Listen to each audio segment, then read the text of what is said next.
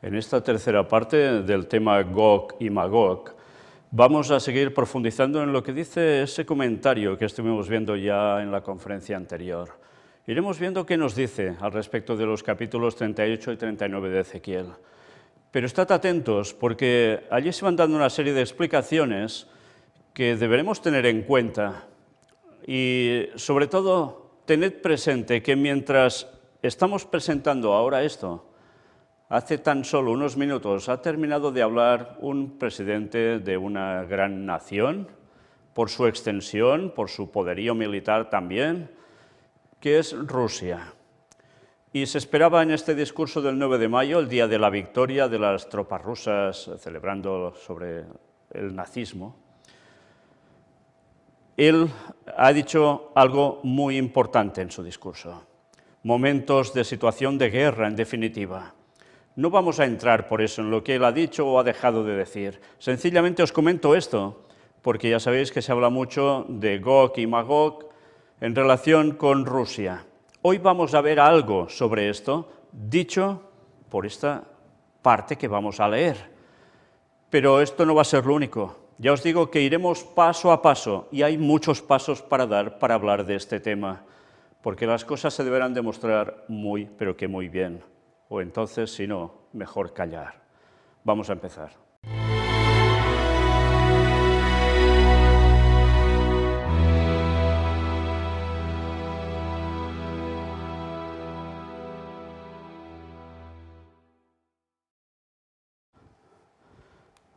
Mirad, el comentario bíblico adventista, en el tomo 4, es donde vamos a centrar la lectura de hoy también.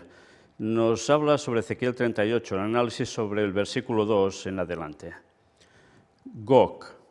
Este es el nombre escogido por Ezequiel para designar al caudillo de las huestes paganas que habrían de atacar al Estado judío restaurado después del retorno de los exiliados, tal como se cita en los versículos del 14 al 16.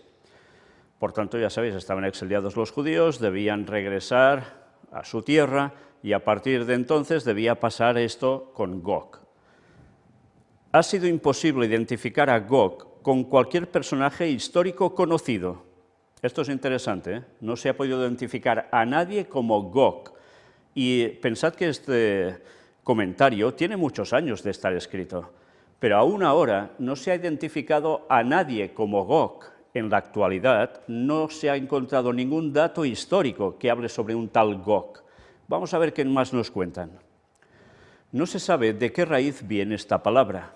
La palabra aparece 13 veces en las Escrituras, pero el contexto de los pasajes no proyecta ninguna luz sobre su significado. En Primera de Crónicas 5:4, Gog aparece como nombre de uno de los hijos de Joel de la tribu de Rubén. En Apocalipsis 28 se emplea en relación con Magog para simbolizar a las naciones impías a quienes Satanás reúne después del milenio para atacar a Cristo y para tomar la Nueva Jerusalén. Recordad que esto lo mostramos en el primero de estos temas. No solo aparece en Ezequiel 38 y 39, Gog y Magog, sino que aparece en Apocalipsis 20, versículo 8. Y es haciendo referencia al final del milenio, o sea, Jesús regresa en 2031. 1000 años después, en 3031, se vuelve aquí a la tierra. ¿Por qué? Porque después de la segunda venida de Jesús hay la resurrección de los muertos que van a ser salvos y unidos a los 144.000 vivos, sellados por Dios, que no habrán pasado por la muerte, van a ser trasladados al cielo, mientras aquí todos van a estar muertos. Sí, solo quedará Satanás y sus ángeles. Durante este milenio en la tierra no habrá nadie más, todo estará destruido, ni un ser humano de pie. Y durante ese milenio se estará en el cielo repasando o verificando los juicios de Dios de por qué todas esas personas no han sido salvas. Después del milenio desciende la Nueva Jerusalén, se posa en el lugar que es la actual zona de Jerusalén, pero abriéndose una abertura enorme y aposentándose allí la Nueva Jerusalén, donde estarán los redimidos de todas las épocas. También el Señor estará con nosotros ahí dentro, y entonces hay la resurrección de los impíos, los que no han sido salvos ni van a serlo. Y Satanás es cuando les dice, yo os he resucitado, vayamos a por ellos y terminemos con ese reino de Dios. Y van a atacar, y es cuando sucede ese final. Y esa descripción se le dice Gog y Magog, los que se levantan para ir todas esas naciones unidas para ir contra el reino de Dios, la Nueva Jerusalén. Y cuando hablo de Naciones Unidas ya no hablo de naciones en sí, sino de la multitud de gentes de todos los lados del mundo, que habrán resucitado y que van a estar a las órdenes de Satanás. Bien, aclarado esto, sigamos. En las 11 veces que aparece en Ezequiel, en el capítulo 38, versículos 2 y 3, el 14, el 16 y el 18, y también en el capítulo 39, versículos 1, 11 y 15, se lo describe como caudillo de una enorme coalición de naciones paganas. La Septuaginta y el texto samaritano rezan Gog en lugar de Agag en Números 24:7. Son versiones del texto bíblico. En Ezequiel 39, 11 y 15 aparece la forma compuesta Amón-Gog, la multitud de Gog, es su significado. Este nombre se aplica al valle donde serían enterradas las multitudes de Gog. Ninguna de estas referencias sirve para identificar a Gog, y la única indicación que se da en cuanto a su origen está en el capítulo 38, versículo 15, donde se dice que vendría de su lugar, de las regiones del norte. Evidentemente, cuando se habla de regiones del norte, nos hemos de centrar en la perspectiva del profeta. El profeta siempre todo es a partir de Jerusalén para arriba es norte, Jerusalén para abajo, o de Israel va a ser sur, no hay más. Por tanto, describe a alguien que vendría de las regiones del norte, más arriba de lo que sería la zona de Israel. En las fuentes seculares contemporáneas con Ezequiel o anteriores, no se encuentra ningún personaje denominado Gog, aunque han aparecido algunos nombres que se le asemejan. O sea, no hay registros históricos de ningún Gog. Uno de ellos es el nombre de Giges, rey de Lidia, que es de la época del 660 a.C. Debido al ligero parecido entre Giges y Gog, algunos comentadores han procurado hacer corresponder al uno con el otro. Al examinar la evidencia histórica, se encuentra que Giges no fue un rey de extraordinaria pericia militar. En los registros de Asurbanipal, Giges aparece bajo el nombre de Guggu.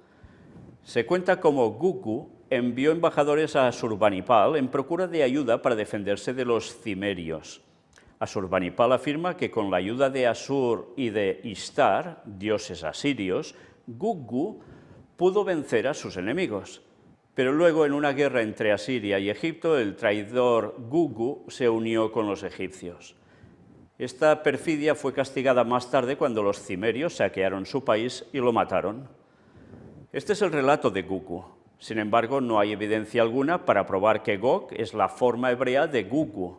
La única relación parecería estar en el sonido similar de los nombres, y esta prueba carece de valor si no hay otras que lo confirmen. Otra suposición relaciona a Gog con el país bárbaro de Gagaia, que aparece en una carta de un rey babilonio del siglo XV al faraón de Egipto en las tablillas de Tel el Amarna. Sin embargo, Gagaia es un país y no una persona, como lo es el Gog que aparece en Ezequiel. En realidad, no hay necesidad de encontrar un Gog en los registros históricos. Lo más probable es que Gog sea el nombre ideal empleado por Ezequiel para denominar al caudillo de las hordas paganas que se lanzan en un ataque final contra Israel después de su restauración, en un tiempo cuando los israelitas gozan de la prosperidad prometida por Dios, a condición de que su pueblo le obedezca, cosa que no pasó. Tened esto presente. Tierra de Magog. Esta era la patria de Gog, y al igual que Gog, su significado es desconocido. Es posible que Ezequiel mismo hubiera acuñado ese nombre poniendo como prefijo ma al nombre Gog. Magog aparece 5 veces en las Escrituras. 2 veces aparece en Ezequiel, aquí en el capítulo 39, versículo 6, como tierra de Gog. Una vez aparece en Apocalipsis 28 en relación con las naciones de los impíos, y en Génesis 10:2 y Primera de Crónicas 1:5 como uno de los hijos de Jafet. Interesante, ¿eh? Ya veis, esto va ubicado con los hijos de Jafet, ya sabéis, uno de los hijos de Noé, que se ubicó al salir del arca, él y sus descendientes, ¿hacia dónde fueron desplazándose? Pues hacia el norte. Sí, recordad, de Turquía se fueron para el norte, hacia arriba. Claro que Turquía no existía en ese entonces, ¿no?, como tal, pero sí el territorio estaba allí. Algunos, después de haber identificado a Gog con Giges, rey de Lidia, sugieren que Magog debe ser el país de Lidia. No hay ninguna prueba histórica de que esto sea así. Algunos han pensado que Gagaia se refiere a Magog, aunque no puede afirmarse esto de modo terminante. Una antigua tradición judía identificaba a Magog con los escitas, y la fuente es Flavio Josefo, lo escribió en su libro Antigüedades. Lo mismo sugiere Gesenio, dice ver su diccionario hebreo. Sin embargo, esta identificación de Magog con los escitas solo se apoya en una conjetura. Estos dos nombres, Gog y Magog, han sido motivo de mucha especulación. Al igual que Gog, es probable que el nombre sea simbólico, habiéndose evitado a propósito un parecido demasiado grande con la realidad, lo que muchas veces sucede en las profecías, a fin de que tal identificación no impida de ninguna manera el cumplimiento de la predicción. De tanto en tanto, otras interpretaciones fantásticas han identificado a Magog con diversas naciones o con personas. Podría reunirse toda una colección de leyendas relacionadas con Gog y Magog. En muchas de ellas aparece el relato de la construcción de un muro para impedir la entrada de Gog y Magog. Este muro se ha ubicado en muchos países, desde Grecia hasta la China, dependiendo del origen nacional de la leyenda. Qué interesante por eso que todos tengan un tipo de leyenda así, ¿no? Cuando se destruyó el muro, las fuerzas destructoras de Gog y Magog pudieron realizar su obra. En algunas de las leyendas, estos acontecimientos estaban relacionados con la venida del Anticristo, en cuyo tiempo serían liberados Gog y Magog, los pueblos bárbaros del norte del Cáucaso, que hasta este momento habían estado contenidos por Alejandro el Grande. Y esto, ¿sabéis quién lo escribe? Pues Leroy Fromm, en un libro que se llama La fe profética de nuestros padres, que es súper extenso y donde habla de una cantidad de historia impresionante. Y algo citaremos de este libro también a lo largo de esta serie sobre Gog y Magog. Pero fijaos qué interesante, cuando todas estas leyendas ponían algo parecido a que eran pueblos bárbaros del norte del Cáucaso, Gog, Magog, y que estos pues estaban siendo contenidos y que en ese momento dicen que alguna de estas partes históricas, que Alejandro el Grande, Alejandro Magno, pues los consiguió frenar en definitiva, ¿no? Pero queda todo así, como muy volátil.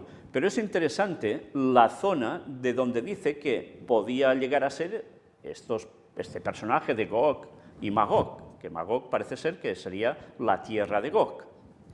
Bueno, sigamos viendo más. Príncipe soberano, dice el texto bíblico. Vamos a ver qué nos cuentan aquí. En hebreo es Nesi, Rosh. Nesi significa príncipe y Rosh se traduce como cabeza o como principal.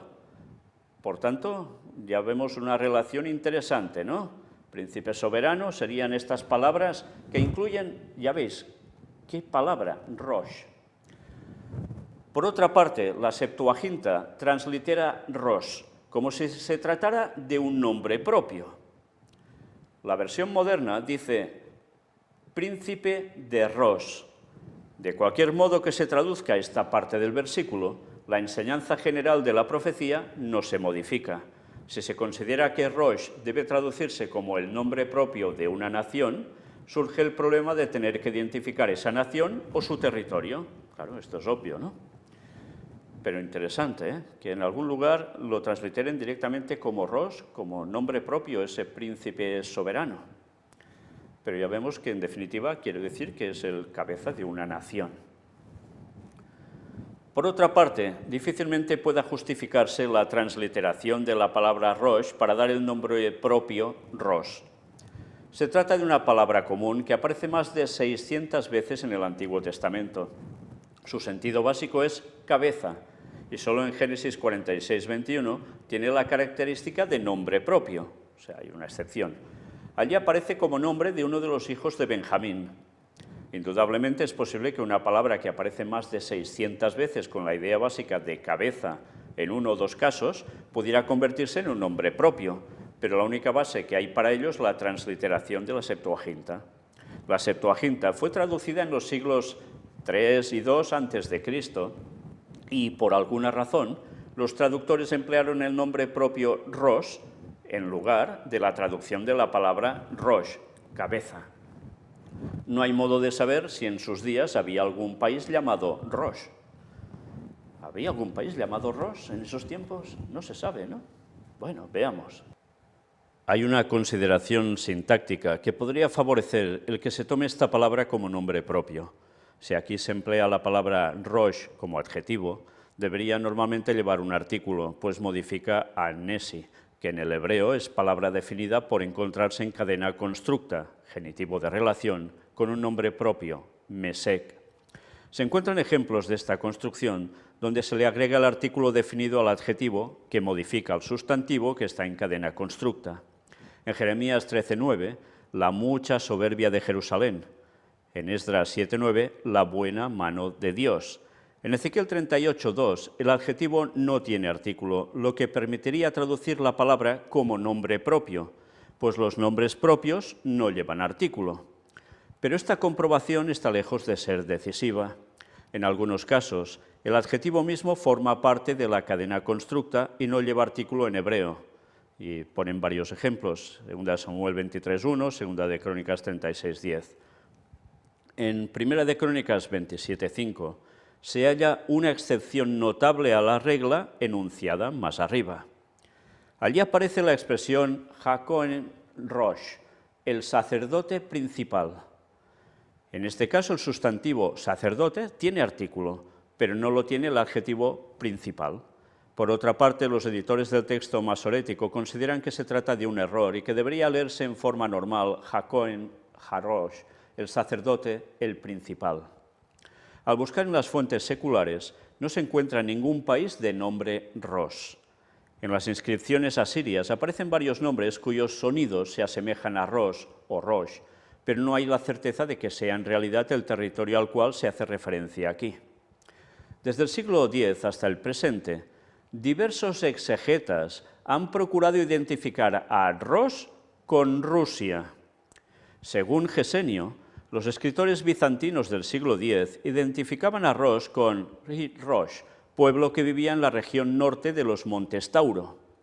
Gesenio consideró que eran, sin duda, los rusos. Ver su diccionario hebreo. También menciona que Ibn Foslan, autor árabe del mismo período, dice que esta gente vivía sobre el río Ra, el Volga. Bien, ya veis que a partir del siglo X empiezan a identificar a Rosh con Rusia. Interesante, porque claro, el sonido se parece mucho. Y la explicación que dan también sobre esos territorios donde estaban esos pueblos, que coinciden con lo que ahora precisamente sería Rusia. Pero vamos a ver aún más cosas. Por otra parte, la evidencia histórica muestra que el nombre de Rusia no viene de Rosh o Rosh. Entre los eslavos que vivían en lo que es ahora Rusia, había grupos de vikingos llamados varegos o varegas, emigrados de la parte oriental de Suecia. Aunque hay diferentes opiniones en cuanto al papel de los varegos, la opinión prevaleciente entre los especialistas es que estos guerreros comerciantes y dirigentes militares, que no eran de origen eslavo, dieron el nombre de Rus, de ahí Rusia, al territorio que gobernaron. La tradición rusa afirma que Rurik, que era varego, tomó el título de príncipe de Novgorod, principal ciudad del norte de Rusia por ese tiempo, en torno al año 862 a.C. Sus descendientes gobernaron a Rusia aún durante la dominación mogol hasta la muerte de Feodor, o Teodoro, el último gobernante de la dinastía Rurik en 1598. Después de varios años de agitaciones, tiempo durante el cual varios personajes reinaron por la fuerza, se eligió un nuevo zar, Miguel Romanov, cuya dinastía continuó hasta la Revolución de 1917. Y aquí nos citan, para buscar datos, un libro de J.B. Bury que dice que se titula Una historia del Imperio Romano Oriental, que está escrito en 1912, Bernard Pares, en su libro Una historia de Rusia, escrito en 1944, o bien la Enciclopedia Británica, edición de 1974, sobre Rusia. Puede, pues, observarse que cualquier parecido que pudiera existir entre la palabra Rosh y el nombre Rusia es pura coincidencia. No parece poder comprobarse que se empleó el nombre de Rusia para designar a ese país hasta más o menos el siglo X después de Cristo. Bien, ya os digo que esto ya tiene unos años, este escrito. Y es interesante como con el paso del tiempo, ahora ya llegan a decir muy claramente que los Rus, que eran vikingos, de hecho, por circunstancias a saber de qué, se desplazaron hacia la zona del continente y se ubicaron en lo que termina siendo Rusia. Claro, es mucha casualidad, ¿no?, que se parezca tanto el nombre y ese desplazamiento que hace que terminen siendo el pueblo ruso. En fin, son cosas que dan que pensar, hay datos nuevos al respecto, pero claro, todo esto se deberá seguir analizando. Y eso es lo que seguiremos haciendo. Hemos visto ya bastante cosa al respecto. Y desde luego, cosas que ya hacen pensar y bastante. Pero ya os digo que esto va para largo. Iremos paso a paso profundizando más, porque ahora estamos en un tiempo en que precisamente está habiendo la guerra en Ucrania. ¿Y qué sucede? ¿Quién interviene en esa guerra? Rusia. Pero a su vez estamos viendo también cómo hay una situación que es de una tensión absoluta con el resto del mundo debido a este conflicto y que están interviniendo otros factores y otras potencias, directa o indirectamente. Todo esto está haciendo destapar las alarmas, mostrando a muchos que a ver si verdaderamente Gog y Magog tienen que ver con Rusia, tienen que ver con Ucrania, tienen que ver con esos territorios. Pues de todo esto deberemos ir hablando. Algunos lo han descartado ya y dicen que esto es guerras y rumores de guerras y pim pam y se acabó, y que son señales de que Cristo regresará y ya está. Pero una vez más, hemos de pensar cómo las profecías normalmente van complementadas en otras partes. Me refiero al texto bíblico. Y si bien sabemos que Daniel 11, versículos finales, nos describen los países que intervendrían militarmente en los tiempos de guerra final antes del retorno de Cristo, y también, precisamente, dando vueltas en la cuestión sobre un tercer templo en Jerusalén y el papado puesto allí, pues todo esto solo queda y aparece allí, ¿o hay otras profecías que nos den detalles? Recordad que Daniel 11, en los versículos finales, nos dice que noticias del norte y del oriente lo atemorizarán y saldrá con grande ira para destruir y matar a muchos. Curiosamente, norte, tierras del norte. Una vez más, nos centramos desde Israel para arriba y oriente desde Israel hacia la derecha. Ya vimos cuando mostramos Daniel 11, versículos finales, como eso eran, ¿quién al norte? Rusia, y ¿quién al oriente? China. Y quizás no solo China, hablamos de India, aliados de unos, y también los aliados por el otro lado, que se las van a tener. Entonces, ¿solo debe aparecer en esa profecía lo que va a acontecer al fin de los tiempos?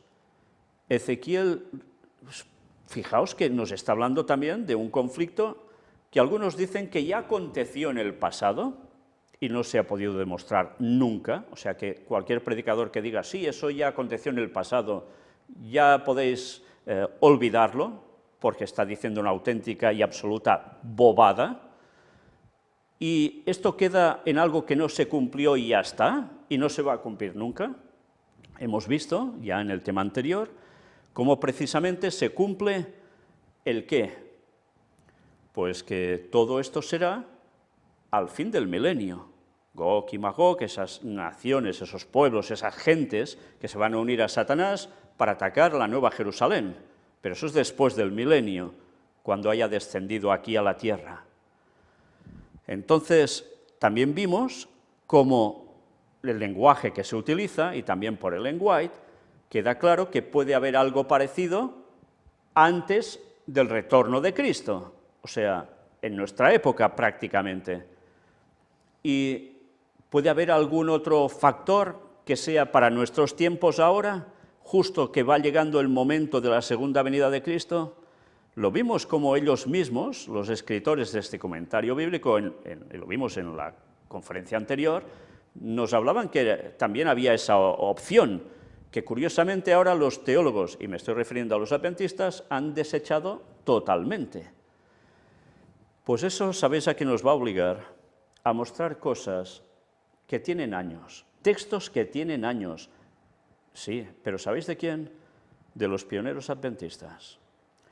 Y deberemos empezar a cerrar bocas de gente que está diciendo lo que no es, porque han pisoteado lo que creían los pioneros adventistas. Pero esta conferencia no solo va para adventistas, va para todo el mundo. Entonces deberemos clarificar para todos, analizando datos y datos y datos, a qué realmente se refiere Ezequiel 38-39. ¿A una cosa, a dos cosas, a tres cosas, a cuatro cosas o a nada? Porque no se pudo cumplir y ya está. Recordad también lo que vimos. Hay profecías que no se pueden llegar a consumar porque eran condicionales. Si el pueblo de Dios hacía las cosas que pertocaban, sucederían, si no, no. Pero cuidado, la cosa no quedaba aquí, sino que podían tener una aplicación para el Israel espiritual, pero también podían tener una aplicación posterior a nivel general, no hace falta que sea solo una cuestión espiritual, que pasase entre las naciones y que evidentemente pasaría y pasará, pero con connotaciones un poco distintas porque no todo lo que estaba escrito se pudo cumplir porque el pueblo de Israel de entonces no hizo lo que debía hacer. Pero hay cosas de esa profecía que sí se van a cumplir. ¿Qué opción vamos a tomar? Pues todo eso es lo que veremos a partir de la próxima conferencia en adelante, porque aún deberemos analizar mucho, y mucho, para llegar a una conclusión. Y mientras, como siempre digo, no dejéis de ver estos temas de Gog y Magog que estamos presentando en conjunción con las noticias de actualidad en relación con la profecía que venimos presentando durante tantísimo tiempo y que seguiremos presentando con la ayuda de Dios semana a semana prácticamente. Y luego, por vosotros mismos, id comparando, id llegando a conclusiones y no dejéis nunca, nunca, mientras veis todos estos temas, de pensar en lo que expusimos sobre Daniel 11, del 40 al 45 y capítulo 12, versículo 1. Y a partir de allí, seguro que Dios muestra la verdad de lo que hay, aunque tantos que son eminencias, o así se crean, digan otras cosas, porque la palabra de Dios y la historia y la actualidad nos irán mostrando quién tiene la razón y quién está haciendo dormir al pueblo. Y ahora ya no toca hacer dormir al pueblo. Nunca ha tocado, pero ahora menos que nunca, porque esto se acaba. Y las señales del retorno de Cristo sí están aquí, y aún veremos más. Pero todo esto es profecía, pues vamos a verlo. Una vez más, Maranata 2031, qué poco nos queda ya. Dios os bendiga.